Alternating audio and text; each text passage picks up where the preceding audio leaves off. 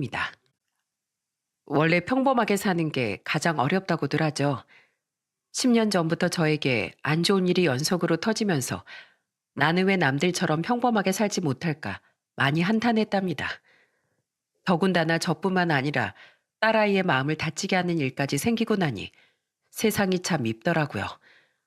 하지만 세월이 흐르고 그 모진 풍파를 다 이겨내면서 지금은 남부럽지 않게 행복한 삶을 즐기고 있어요. 제가 이렇게 강한 힘을 얻을 수 있었던 건 다 사랑하는 제 딸아이와 듬직한 사위 덕분입니다. 제가 오늘 여러분께 해드릴 얘기는 우리 예쁜 사이에 대한 얘기예요. 제 배 아파 낳은 건 아니지만 이제는 제 아들이라고 할 수 있을 만큼 소중한 사이랍니다. 제 얘기를 들으면서 여러분들도 같이 울고 웃을 수 있는 시간이 되셨으면 좋겠어요. 그럼 제 이야기를 시작해 보겠습니다. 결혼 후 딸 하나, 아들 하나를 낳은 전 남편과 함께 서울 근교의 화훼단지에서 비닐하우스 하원을 운영했습니다. 그곳에서 꽃과 식물들을 팔며 두 아이를 키우고 대학에 보냈어요. 듬직한 체격에 부리부리한 눈매를 가진 남편은 남자다운 겉모습과는 달리 누구보다도 꽃과 식물을 사랑하는 여린 사람이었습니다. 저는 그런 남편과 함께 꽃향기와 플레움을 맡으며 살아가는 그 생활이 너무 행복했어요. 여보, 왜 그렇게 피식피식 웃어? 뭐 재밌는 일이라도 있는 거야? 아니, 당신이 그 소뚜껑같이 커다란 손으로 꽃에 물을 주고 있는 게 웃겨서 그렇죠. 산적같이 무섭게 생긴 사람이 이파리 하나 다칠까 숨도 참아가며 조심하는 걸 보니 재미있어서요. 아무리 겉모습만 보고 판단하면 안 된다지만 당신은 참 의외라니까요. 그 옛날 당신이랑 선자리에서 만났을 때 겉모습만 보고 거절했다면 저 아마 후회했을 거예요. 남편은 꽃을 사랑하는 만큼 자상하고 섬세한 성격이라 아이들도 남편을 무척이나 좋아했습니다. 매일 근엄한 표정으로 야단치는 다른 집 아빠들과는 다르게 저희 남편은 항상 아이들에게 미소로 대했으니까요. 저는 정말 결혼을 잘했다는 생각이 들었습니다. 이런 행복 속에 살 수 있다면 남들보다 일찍 죽어도 여한이 없을 거라고 생각할 정도였죠. 그런데 제가 과분한 행복을 너무 오래 누렸던 탓일까요? 늘 웃음이 끊이질 않던 우리 집에 어느 날 충격적인 불행이 찾아오고 말았습니다. 여보, 이렇게 갑자기 날 두고 가버리면 어떡해요? 우리 애들 결혼해서 손주 낳는 건 같이 보기로 했잖아요. 나중에 진주 결혼할 때 부케도 당신이 예쁘게 만들어주기로 했으면서 이렇게 가버리면 어떡하냐고요. 여보, 이렇게 누워있지만 말고 제발 일어나서 대답 좀 해봐요. 제발요. 딸아이가 28살이 되던 해 남편은 췌장암으로 그만 세상을 떠나고 말았습니다. 너무 늦게 발견한 탓에 차마 손도 써보지 못하고 허망하게 가버렸어요. 남편을 한순간에 잃어버린 전 세상에 홀로 떨어진 기분에 화원 안에 있는 낡은 소파에 앉아 매일같이 울기만 했어요. 하늘도 무심하시지. 세상에 나쁜 사람이 얼마나 많은데 데려갈 사람이 아무리 없었어도 그렇지. 어떻게 우리 착한 진주 아빠를. 여보, 나 이제 어떻게 살아야 해요? 이 하원도 애들 키우는 것도 평생을 당신과 함께 해왔던 것들이잖아요. 난 당신이 없는 이 세상에서 살아갈 자신이 없어요. 제가 그렇게 슬픔에 빠져 지내는 동안 대기업 연구소에 취직해 일하고 있던 딸은 시간이 날 때마다 저에게 들러 위로를 해주곤 했어요. 하지만 남편을 잃은 충격이 너무나도 컸기에 딸의 위로는 별로 도움이 되지 못했죠. 그런데 어느 날 제가 있는 화원에 찾아온 딸이 대뜸 작은 화분 하나를 내밀더군요. 우리 화원에서 키우는 화분은 아닌데 갑자기 이걸 왜 주나 싶었죠. 저는 그 안에 피어있는 하얀 꽃을 멀뚱히 쳐다보고 있다가 딸아이에게 물었어요. 진주야, 이게 뭐니? 내가 자취방에서 키우던 캐모마일이야. 아빠만큼은 아니지만 나도 식물을 좋아하잖아. 식물이 키우고 싶으면 엄마한테 말을 하지. 여기 있는 것 중에 하나 가져가서 키우면 되는데 그런데 갑자기 이건 왜 주는 거니? 엄마, 캐모마일의 꽃말이 역경을 이겨내는 강인한 힘이래. 그리고 그거 알아? 캐모마일 향기를 맡으면 정신이 안정되는 효과가 있대. 그래서 불면증에도 좋다고 하더라고. 엄마 요즘에 잠 잘 못 자잖아. 그래서 엄마 주려고 가져온 거야? 어, 원래는 회사에서 일이 너무 힘들 때마다 이거 보면서 기분 전환하려고 키운 건데 지금은 나보단 엄마에게 더 필요한 것 같아서. 엄마, 아빠가 갑자기 없어져서 너무 허전하고 슬프지? 왜 아니겠어. 엄마랑 아빠가 얼마나 사이가 좋았는진 우리 동네 사람들도 다 아는데. 그런데 엄마, 비록 우리 눈에 보이진 않지만 아빠는 항상 우리 곁에 있다는 거 잊지 마. 난 지금도 아빠가 내 옆에 있는 게 느껴지거든. 봐봐. 아빠가 정성 들여 키운 이 식물들 하나하나에 아빠의 손길이, 그리고 숨결이 안 닿은 곳이 없잖아.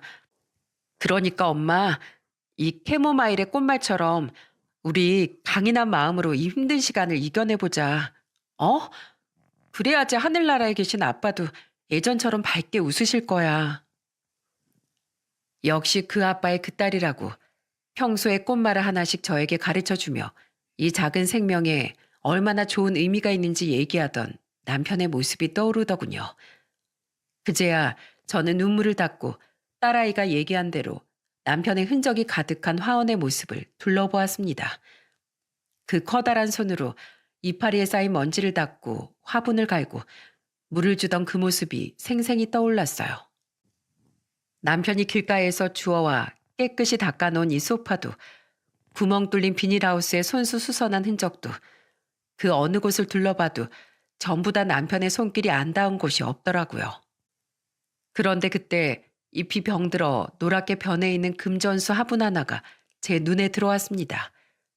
워낙에 튼튼해서 물만 가끔 줘도 잘 사는 나무인데 제가 슬픔에만 잠겨 얼마나 관리를 안 했으면 저렇게 됐을까 싶더라고요.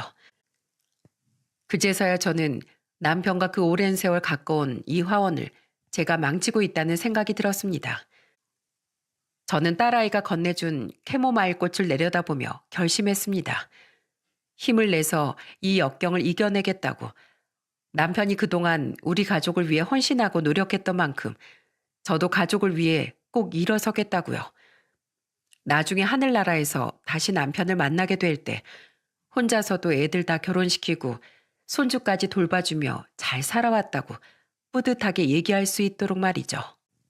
그 후 저는 다시 일상을 되찾고 열심히 화원을 운영했습니다. 처음엔 예쁘게 핀 꽃을 볼 때마다 남편이 떠올라 남몰래 우는 일도 많았지만 그것도 몇 년이 지나고 나니 괜찮아지더군요. 이제는 예전에 남편이 그랬던 것처럼 예쁘게 커가는 식물을 보며 웃기도 하고 꽃을 친구 삼아 말을 걸어보기도 하며 즐겁게 지낼 수 있게 되었어요. 그렇게 몇 년이 지난 어느 날 딸아이가 결혼할 사람이라며 남자친구를 데리고 왔어요.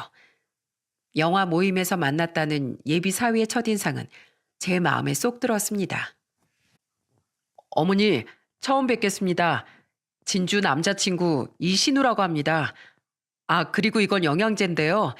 진주가 어머님 건강을 많이 신경 쓰는 것 같아서 제가 나름 좋은 걸로 챙겨봤는데 마음에 드실지 모르겠네요. 예비사위는 그렇게 말하며 양손에 바리바리 싸들고 온 영양제를 제게 건네주었어요. 훤실한 키에 서글서글한 눈매, 뿔테 안경을 낀 그 모습이 딴짓이라곤 절대 안 할 것 같은 모범생처럼 보여 더욱 마음에 들었던 것 같아요. 직업이 의사라고 했는데 직업도 직업이지만 특히나 식사 자리에서 우리 딸아이를 챙겨주는 그 모습이 너무 다정해 보여서 마음에 쏙 들었답니다. 자, 내가 살 발라줄게. 이거 먹어. 내가 잘 바르긴 했는데 혹시라도 가시가 있을 수도 있으니까 꼭꼭 씹어 먹고. 아이고, 괜찮아? 아이, 그러게 천천히 먹어야지. 일단 내 물 먼저 마시고 있어. 어머니, 진주가 살에 들려서 물이 더 필요할 것 같아요. 혹시 제가 냉장고에서 물 좀 꺼내와도 될까요? 우리 딸아이를 마치 보물처럼 아껴주는 예비 사이의 모습에 저도 모르게 입꼬리가 올라가더군요. 그런데 기분이 좋은 것도 잠시, 저렇게 착하고 직업도 좋은 사람이 왜 평범한 우리 딸과 만나는지 이해가 되지 않았습니다. 그런데 자네, 그렇게 좋은 직업을 가졌으면서 우리 진주를 만나는 이유가 뭔가? 옛말에 의사 사위를 두려면 열쇠 세 개를 줘야 한다는 말도 있지 않은가? 그런데 우리 집은 알다시피 그럴 만한 여유도 없고 또 진주도 자네처럼 전문직은커녕 그냥 평범한 연구원인데 말이야. 아이, 열쇠 세 개라뇨. 전 그런 건 신경 쓰지 않습니다. 어머니, 저는 진주라는 사람 그 자체가 좋아서 결혼하려고 하는 거예요. 비록 진주가 저보다 나이는 몇 살 어리지만 존경할 만한 사람이라고 느꼈거든요. 그리고 대기업 연구원은 뭐 아무나 되나요?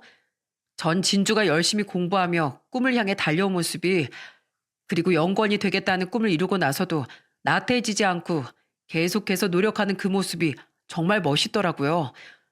그런데 매일 연구에만 몰두해 자기 생활은 없을 것 같은데도 영화 모임에도 꾸준히 나오고 취미 생활까지 열심히 해내는 걸 보니 와, 정말 대단하더라고요. 이 사람은 정말 부지런하고 자존감이 높은 사람이구나 하는 생각이 들었다니까요. 거기에 성격도 상냥하고 얼굴도 세상에서 제일 예쁜데 어떻게 제가 안 좋아할 수 있겠어요? 뭐라고? 세상에서 제일 예쁘다고? 진주가 아무리 내 딸이라지만 그건 아닌 것 같은데 너무 축혀 세워주는 거 아닌가? 에이, 축혀 세워주는 게 아니라 제 눈엔 정말로 세상에서 제일 예뻐 보여요. 세상에 어떻게 이렇게 완벽한 사람이 있을 수 있나 늘 궁금했는데 오늘 어머님을 뵙고 나니까 알 것 같아요. 진주가 어머님을 닮아서 이렇게 완벽했나 봐요.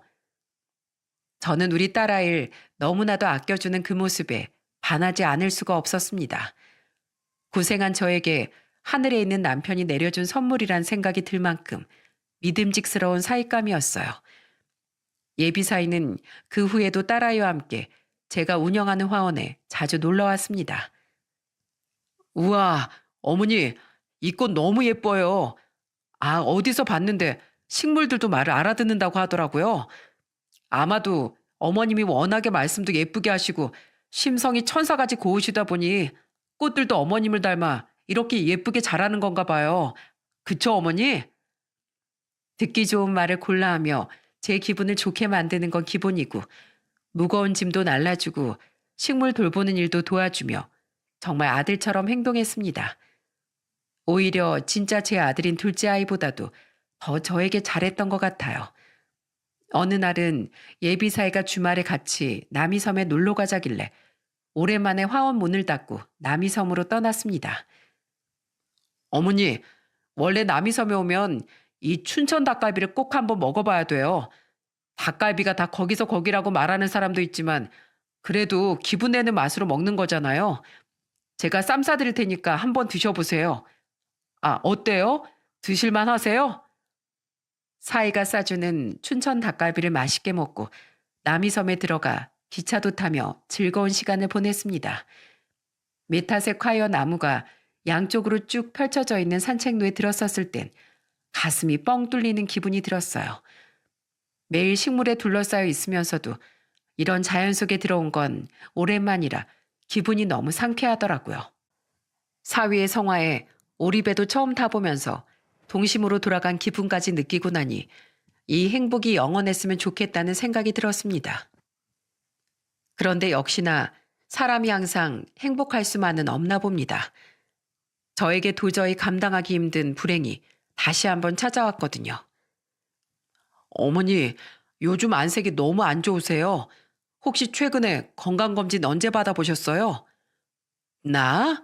작년인가 재작년인가. 그런데 내 안색이 그렇게 안 좋나? 요즘에 개업화분 주문하는 손님이 많아서 피곤해서 그런 걸 거야. 어, 피곤해서 그렇다고 하기엔 낯빛이 너무 안 좋으세요. 혹시 모르니까 건강검진 꼭 받아보세요.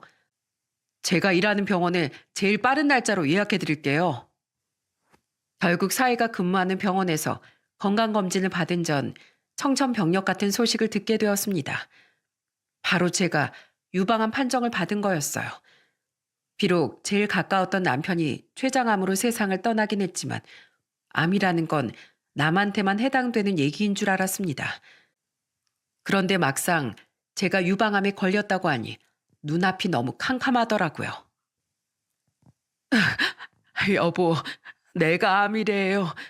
당신 떠나고 나서 우리 예쁜 진주랑 동우 시집장가 혼자서 보낼 생각에 걱정이었는데 이젠 그것마저 못 해주게 생겼어요. 이제 어떡하면 좋아요. 애들한테 부몰리는 고통을 어떻게 또 준단 말이에요. 하늘도 무심하시지. 당신을 암으로 데려간 것도 모자라 나한테까지 암이라니. 역시나 그런 저를 딸과 예비 사이는 시간 날 때마다 찾아와 위로해 주더군요. 그리고 얼마 후 저는 예비 사이가 일하는 병원에서 암 수술을 하게 되었습니다. 예비 사이가 정성껏 챙겨준 덕분인지 저는 수술을 무사히 끝낼 수 있었어요. 항암 치료를 받기 시작하며 머리카락이 숭덩숭덩 빠지는 바람에 결국 머리를 밀어야 했지만 수술이 잘 끝났다는 사실만으로도 만족하기로 했죠. 여전히 예비 사이는 딸과 함께 저에게 주기적으로 찾아와 제 건강을 틈틈이 챙겼습니다. 그런데 시간이 갈수록 한 가지 의문이 생기더군요. 딸아이가 결혼할 사람이라며 데려온 게 벌써 몇 년 전인데 아직도 결혼에 대해 아무런 진척이 없었거든요. 자꾸만 결혼을 미루는 것 같은 이상한 느낌에 예비 사이에게 단도직입적으로 물었습니다. 자네, 우리 진주랑 결혼한다면서 도대체 언제 결혼할 생각인가?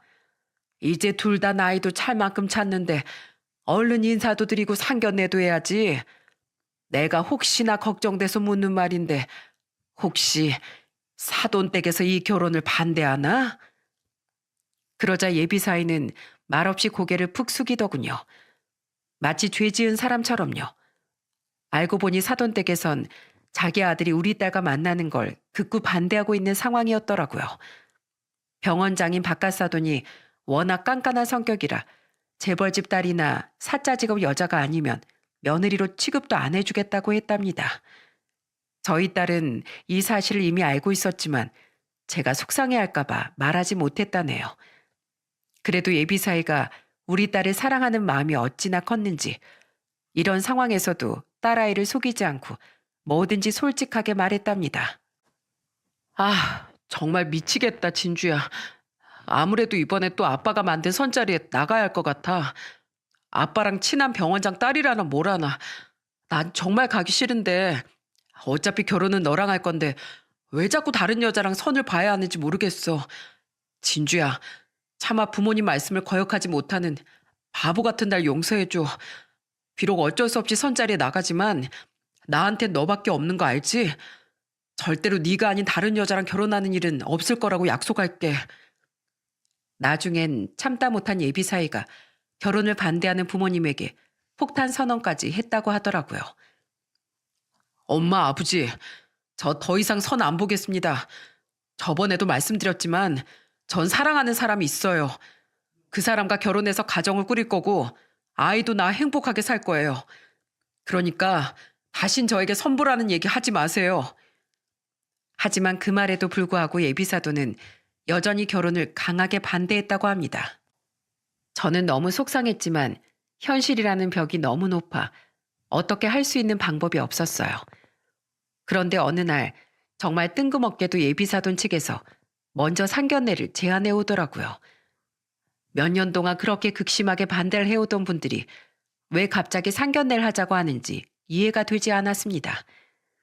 하지만 저는 어떻게든 딸을 결혼시켜야겠다는 생각에 항암 치료 때문에 머리가 다 빠진 흉한 모습을 가발로 감추고 옷도 잘 갖춰 입고 나갔습니다. 그런데 결혼 얘기를 나누는 줄 알았던 그 상견례 자리는 제 인생 최악의 지옥이 되고 말았습니다. 사돈 내외는 절 보자마자 고개만 까딱하더니 말없이 밥만 깨작깨작 먹더군요. 저와 제 딸아이를 위아래로 훑어보고 숟가락을 테이블에 쾅쾅 소리나게 놓으며 불만 있는 티를 계속 냈습니다.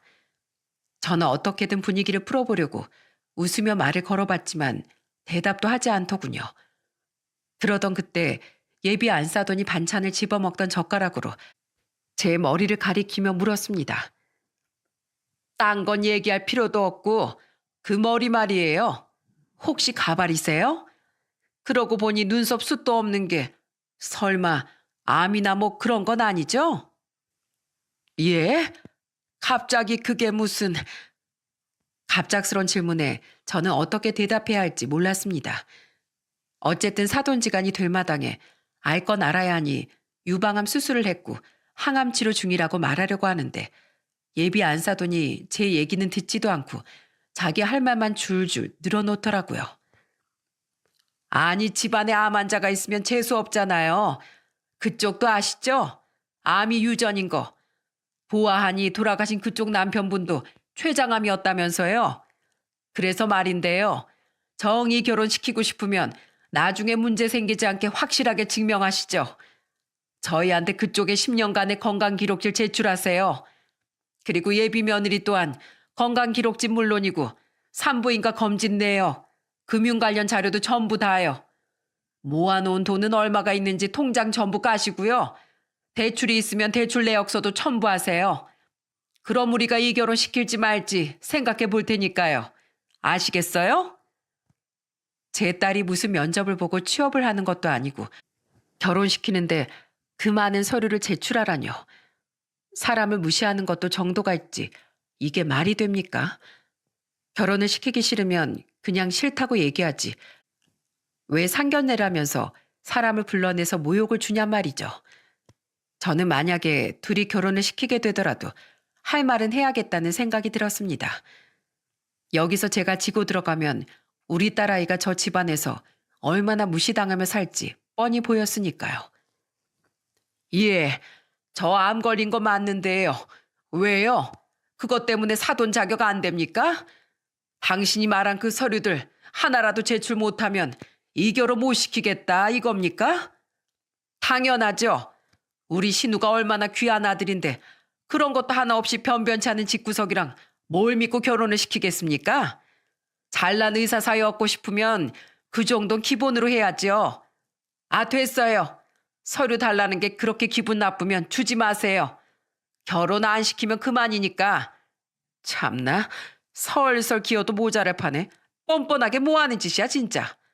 우리 아들이 하도 한 번만 만나달라고 사정사정하길래 바쁜 시간 쪼개서 겨우 나왔더니 지들 주제도 모르고 이게 뭐야? 뭐 더 말할 것도 없네요. 그냥 파혼하는 걸로 하고 각자 갈 길 가시죠. 뭐라고요? 주제를 모른다고요? 이보세요. 의사 아들 둬서 콧대가 하늘까지 올라간 건 알겠는데 말이 너무 심하네요. 당신 아들만 귀한 아들입니까? 내 딸도 세상에서 제일 귀한 딸아이라고요.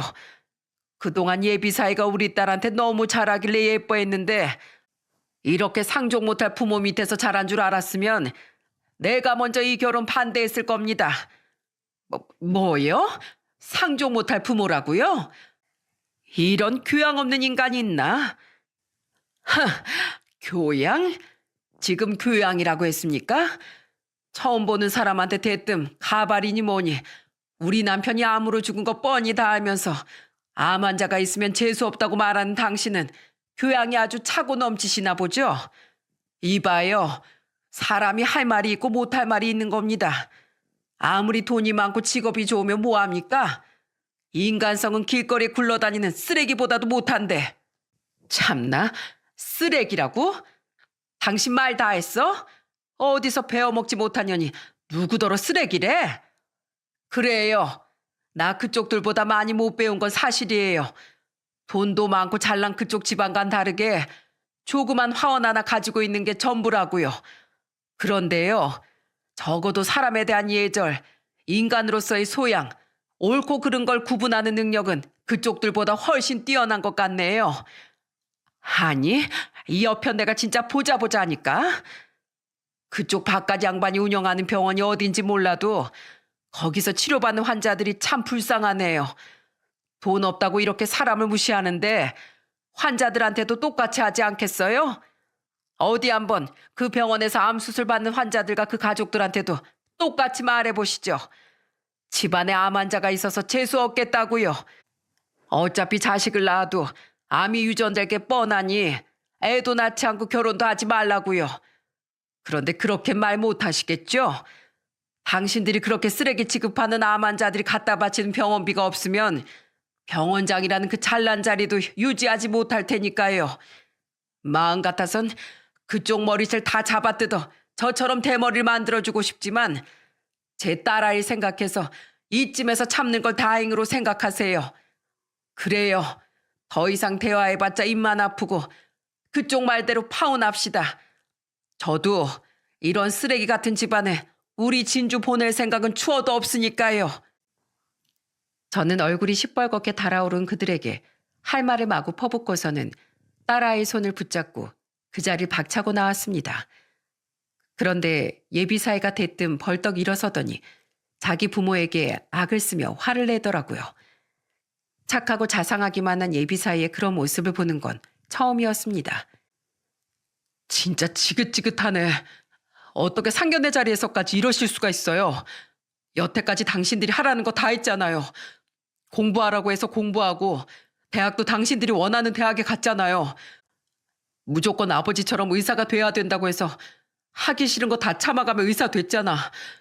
내 꿈도 다 포기하고 꼭두각시 인형처럼 당신들이 시키는 대로 다 했잖아. 그런데 이젠 내가 사랑하는 사람과 결혼도 못하게 해? 내가 이루고 싶은 가정은 따로 있는데 그것까지 포기하라고? 난 사람도 아니야? 진짜 더 이상은 못 참겠네. 예비사이는 그렇게 소리를 지른 후 저와 딸아이를 따라 나왔습니다. 예비사이를 집에 돌려보내려고 했지만 저희 집 거실에 무릎까지 꿇은 채 버티더군요. 저는 가슴이 너무 답답해 미칠 것만 같았습니다. 평소에 술은 입에도 대지 않지만 그날만큼은 술을 마시지 않고서는 버티기가 힘들 것 같았어요. 결국 딸아이에게 술을 사오라고 시킨 후 예비사이와 마주 앉아 술 한 잔을 하며 이야기를 나누었습니다. 어머니, 저희 부모님이 어떤 분들인지 아까 보셨죠? 전 살면서 한 번도 행복한 적이 없었어요.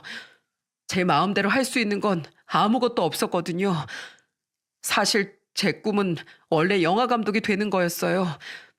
어릴 때부터 영화 보는 걸 너무 좋아했고 나중에 크면 저도 멋있는 영화를 만들고 싶었거든요. 그런데 부모님은 그런 제 꿈을 무시하며 무조건 의사가 되어야 한다고 강요하셨죠. 학교 시험에서 한 개라도 틀려오는 날엔 회초리로 종아리를 맞아야 했습니다. 잠잘 시간이 없어서 매일 학교에서 졸면서도 5개나 되는 과외를 빠짐없이 해야 했죠. 의대에 가기 싫다고 처음으로 부모님께 대들었을 땐 정말 죽도록 맞았던 기억이 있어요. 저는 그런 제 삶이 너무 불행했지만 부모님을 실망시키고 싶지 않다는 마음에 억지로 의대에 갔습니다. 그리고 의사가 되었죠. 그 후엔 어땠는 줄 아세요? 의사로 일하는 시간은 저에게 매일 지옥이었어요. 고통에 찬 환자들의 신음소리를 들을 때마다 위독한 환자의 심장이 멈추는 걸 볼 때마다 정말 죽고 싶을 만큼 우울했으니까요. 환자를 살려야 한다는 사명감이요? 물론 있었죠. 하지만 그건 그냥 제 직업에 대한 의무감일 뿐 저는 제게 맞지 않는 옷이라는 걸 너무나도 잘 알고 있었어요. 그렇다고 환자를 돈으로만 보는 것도 못하겠더라고요. 그냥 모든 게 다 저에겐 지옥이었어요. 매일 밤에 지친 몸으로 침대에 누울 때마다 제 존재는 과연 무엇일까 고민했어요. 한 병원의 의사이자 부모님의 잘난 아들. 그런데 아무리 생각해봐도 그것뿐이더라고요. 저라는 존재 자체는 이 세상에 없는 것 같았어요. 전 그냥 부모님이 마음대로 조종하는 꼭두각시 인형, 그 이상도 이하도 아니었다고요. 손까지 바들바들 떨며 서럽게 우는 예비사이의 모습을 보자 너무 안쓰러워 제 가슴이 찢어질 것만 같았습니다. 하지만 아무리 그렇다고 해도 쉽게 애들을 결혼시키기엔 고민이 되었어요. 그쪽 집안에서 반대하는 것도 문제였지만 결혼을 시킨다고 해도 우리 딸아이한테 얼마나 심하게 대할지 눈에 뻔히 보였으니까요. 착잡한 마음을 감출 수 없어 한숨만 푹푹 내쉬고 있는데 문득 TV장 위에 올려진 작은 통 여러 개가 보이더군요. 그건 바로 예비사이가 사다 준 영양제였습니다. 처음 우리 집에 인사하러 왔을 때부터 시작해 매번 떨어지지 않게 저에게 영양제를 챙겨주곤 했거든요. 그걸 보자 저는 답답했던 마음이 차분하게 가라앉으면서 제가 뭘 해야 할지 판단이 서더군요. 네, 저는 그렇게 예비 사위를 받아들이기로 했습니다. 앞으로 많은 고난이 있겠지만 그동안 그 아이가 보여준 진심 어린 모습을 믿었거든요. 저는 제 사위감으로 그리고 제 딸의 남편감으로 그를 놓치고 싶지 않았습니다. 그래서 저는 예비 사위에게 너를 사위로 받아들이기로 했다고. 그런데 사돈 어른들은 어떻게 할 생각이냐고 물었습니다. 그건 걱정 마세요. 제가 오늘 집에 가서 결판을 내고 오겠습니다. 진주와 결혼하겠다고 마지막으로 통보하고 꼭 허락을 받아내고 말게요. 만약 그런데도 저희 부모님이 끝까지 반대를 하신다면 그럼 마지막 남은 방법을 쓰겠습니다. 부모님과 연을 끊고 진주와 결혼할 거예요. 더 이상은 부모님이 제 인생을 마음대로 조종하게 둘 수 없으니까요. 예비 사위는 비장한 표정으로 그렇게 말한 후 곧장 집으로 돌아갔습니다. 그런데 다음 날 저희 집으로 돌아온 예비 사위의 표정이 좋지 않았습니다. 어깨가 축 늘어져 있는 걸 보니 역시나 허락을 받지 못한 것 같더라고요. 착잡한 마음으로 바라보고 있는데 예비 사위는 저를 앉혀두고 이런 말을 하더군요. 어머니, 어쩔 수 없이 마지막 방법을 쓰고 왔습니다. 저요, 더 이상 그 집 자식 안 하기로 했어요. 결혼만 시켜주면 이 지긋지긋한 의사 생활도 군말 없이 하겠다고, 제 꿈도 다 졌고 부모님이 하라는 대로 다 하겠다고 했는데도 절 호적에서 파버리겠다고, 의사 면허도 당장 반납하고 나가라고 큰 소리로 호통을 치시는 걸 보니 설득은 불가능하겠다는 생각이 들더라고요. 그래서요, 어머니, 아니 장모님, 저 아버지께 의사 면허증 반납하고 왔습니다. 이젠 더 이상 부모님의 꼭두가시 인형이 아니라 이신우, 저 자신으로 살 테니 호적에서 파버리시라고 했어요. 이젠 저도 제 꿈을 지키고 제 가정도 지키면서 살아갈 거라고요. 예비사인 그렇게 말하고선 어깨를 들썩이고 숨이 넘어가도록 오열을 했습니다. 아무리 부모님에게 얽매이고 살아왔다고 하지만 부모 자식 간의 천륜을 하루아침에 끊는다는 게 어찌 쉬운 일이겠습니까? 당당하게 의사 면허증을 던지고 왔겠지만 아마 그 속은 이미 까맣게 타버렸겠죠. 그런 사위에게 제가 해줄 수 있는 건 그저 꼭 안아주고 마음속으로 응원해주는 것뿐이었습니다.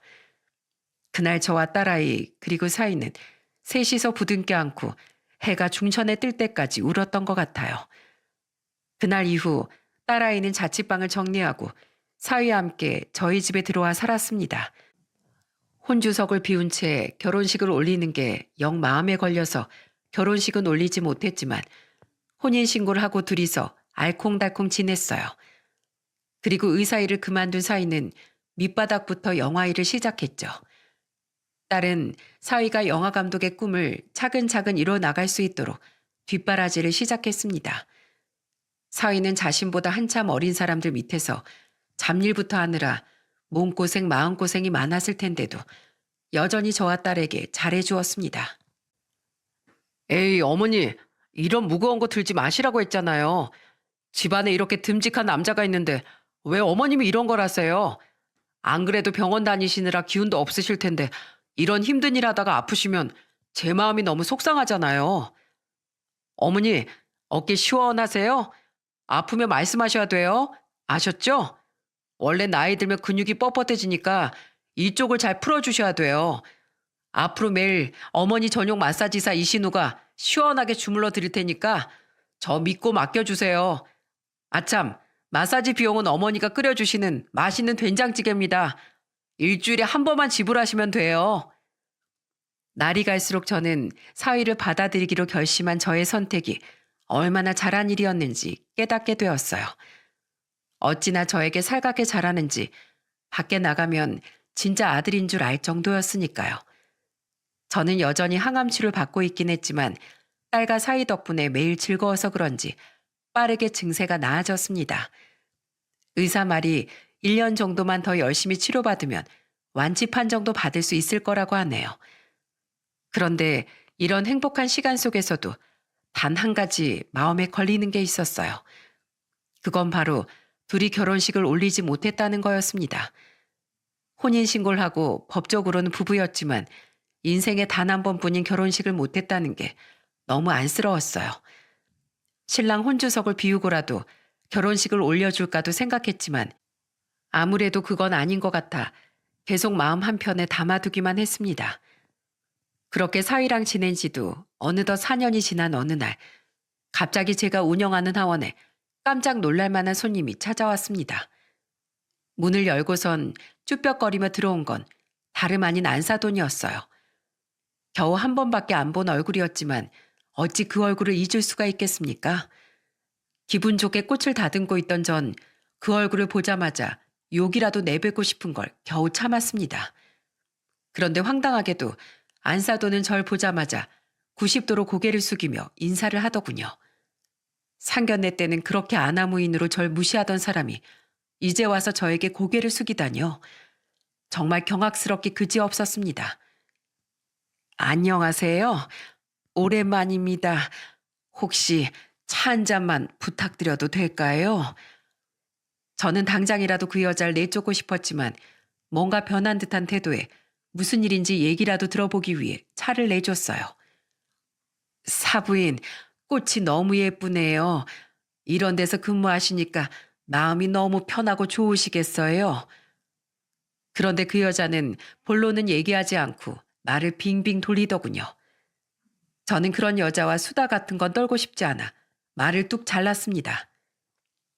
여기 찾아오신 이유가 뭡니까? 그러자 안사돈은 갑자기 훌쩍이기 시작하더니 손수건을 꺼내 눈물을 닦더군요. 그리고 잠시 후 안사돈의 입에서 나온 말은 조금 충격적이었어요. 사부인, 제가 너무 자식 마음을 몰라줬습니다. 어미로서 아들을 보듬어주지 못할 망정 너무 제 욕심만 부렸어요. 사실 4년 전 그때 우리 아들이 의사 가운을 벗어던지고 나가버리길래 그냥 홧김에 투정 부리는 거라고만 생각했어요. 그런데 며칠이 지나고 몇 주, 아니 몇 달이 지나도 집에 들어오지 않더군요. 저는 아들을 잃었다는 생각에 죽고만 싶었습니다. 아들은 제 전화를 받지도 않고 제가 남긴 문자에 답장도 하지 않았어요. 아들이 너무 보고 싶어서 제가 먼저 이 집에 찾아오고 싶은 적도 여러 번 있었지만 그랬다간 제가 이 집에 무릎을 꿇는 것 같은 기분이 들어 괜한 자존심에 먼저 찾지도 않았습니다. 그냥 무작정 기다리기만 했어요. 언젠간 돌아올 거라고 믿었으니까요. 그런데 왜 이제 와서 찾아온 겁니까? 사실 제가 지금 몸이 많이 안 좋습니다. 몇 달 전에 병원에서 검사를 했는데 폐암이라네요. 집안에 암 환자가 있으면 재수 없다고 사부인께 막말을 퍼부었던 제가 도리어 암 환자가 되어버렸어요. 그런데 저도 알아요. 저는 암에 걸려도 싼 나쁜 인간이라는 것을요. 하지만 저도 부모인지라 병상에 누워서 외롭게 시간을 보내고 있자니 아들 생각이 많이 나더군요. 얼마 전에 너무 아들이 보고 싶어서 집에 있는 앨범을 전부 다 꺼내서 들여다보았어요. 그 똘망똘망하던 초등학교 시절부터 볼에 여드름이 삐쭉 올라온 고등학교 시절까지 그 사진들을 보자 그 어리고 착한 아이에게 제가 여태까지 무슨 짓을 한 건지 후회가 되더라고요. 처음 아들이 태어났을 때 너무 예뻐서 넌 건강하기만 하면 된다고 엄마가 너 하고 싶은 거 다 하게 해주겠다고 약속했는데 제가 그 약속을 어겨버린 거죠.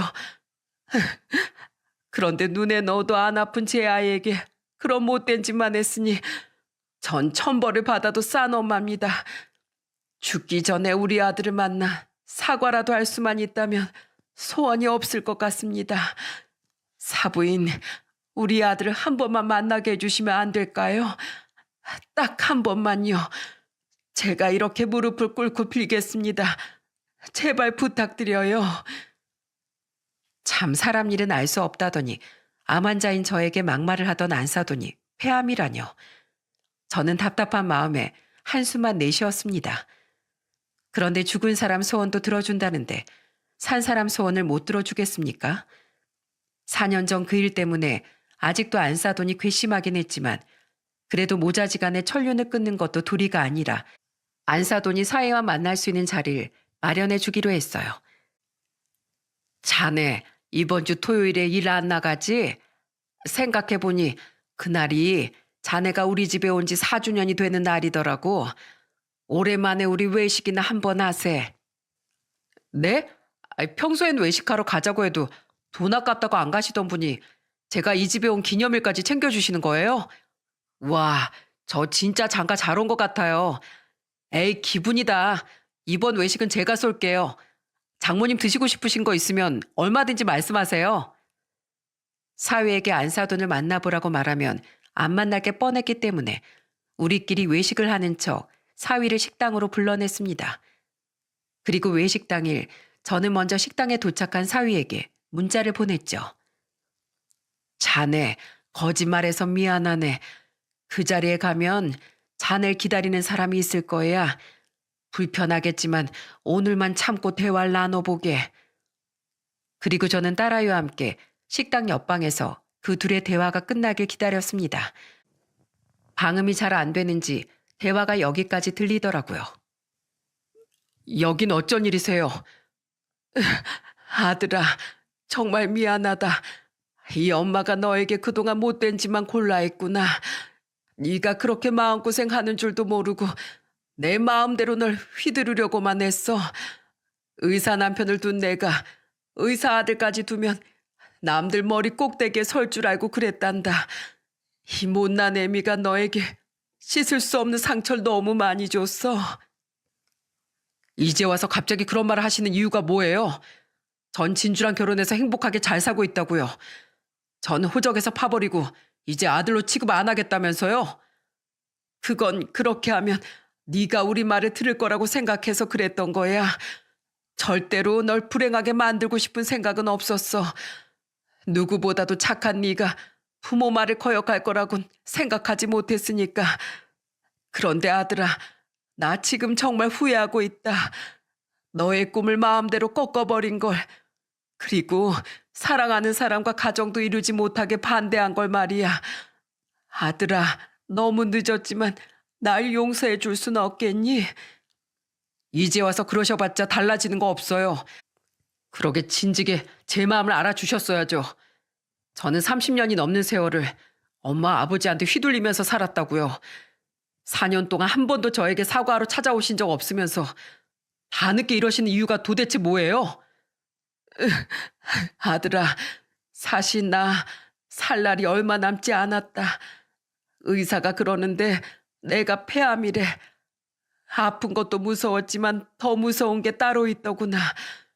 혹시나 내가 죽기 전에 너에게 용서를 빌지 못할까 봐, 네 얼굴도 보지 못하고 이 세상을 떠나게 될까 봐 그게 제일 두려웠어.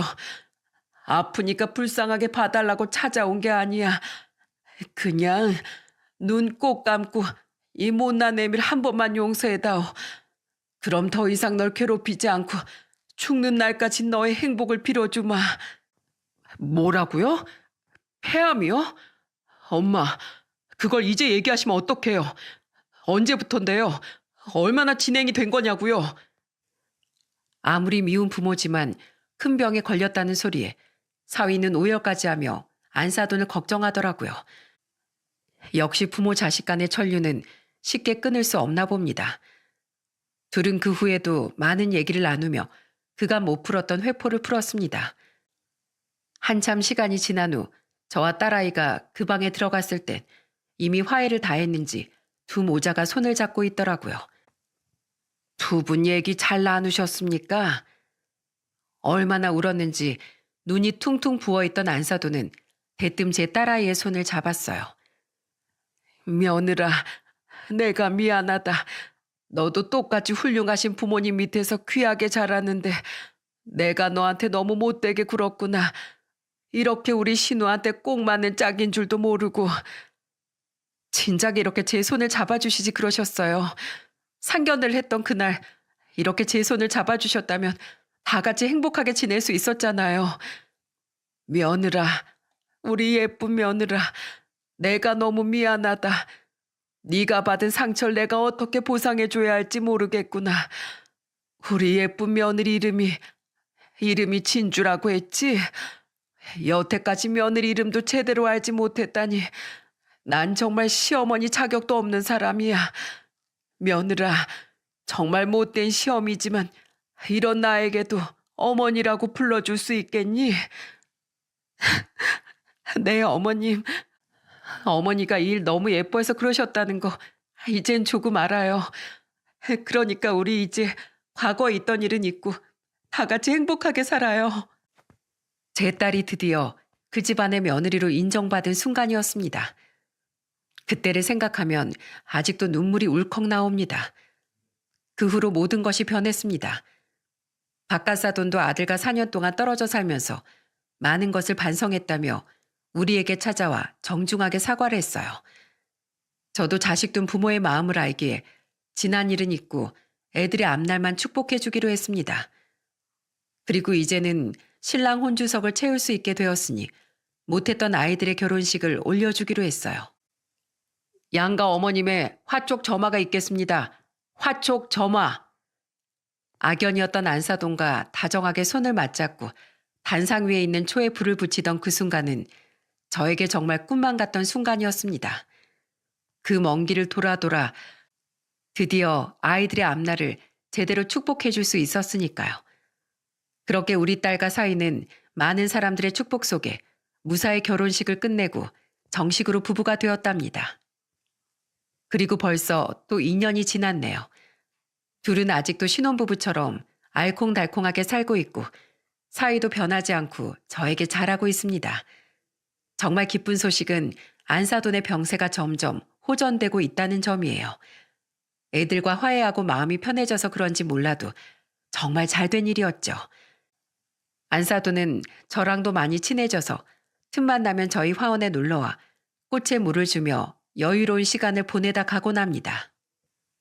사부인, 이번 주 일요일에 영화관 가는 거 잊지 않으셨죠? 우리 사이 첫 데뷔작인데 우리가 가서 응원해줘야 되잖아요. 사이가 밑바닥부터 영화일을 시작한 지 언 6년째. 비록 감독은 아니지만 조연출로서 영화계 데뷔를 하게 됐답니다. 우린 이 기쁜 순간을 함께 나누고자 사돈 네와 함께 다 같이 영화를 보러 갔어요. 그렇게 영화일을 반대하던 사돈 네외가 영화가 끝나자마자 눈시울이 붉어져 사위를 꼭 안아주는 걸 보니 이제 행복할 일만 남았다는 생각이 들더라고요. 아, 그러고 보니 좋은 소식을 하나 빼먹었네요. 저 드디어 유방암 완치 판정받았습니다. 이제는 건강하게 운동도 하면서 아이들과 행복하게 살아갈 거예요. 여러분, 제가 이 사연을 보내게 된 이유는 어떤 힘든 상황에서도 이겨낼 수 있는 힘이 있다는 걸 알려드리기 위해서예요. 딸아이가 제게 선물했던 캐모마일의 꽃말처럼 여러분께도 역경을 이겨내는 강인한 힘이 반드시 내면에 있을 거라고 믿습니다. 여러분, 이번 주말엔 작은 화분을 하나 사서 캐모마일 씨앗을 한번 심어보는 건 어떨까요? 그 씨앗이 싹을 틔우고 꽃을 피워 여러분의 삶에 좋은 기운만 가져다 줄 수 있도록요. 여기까지 제 얘기 들어주셔서 감사합니다. 여러분의 가정에 항상 평온이 가득하시길 바랍니다.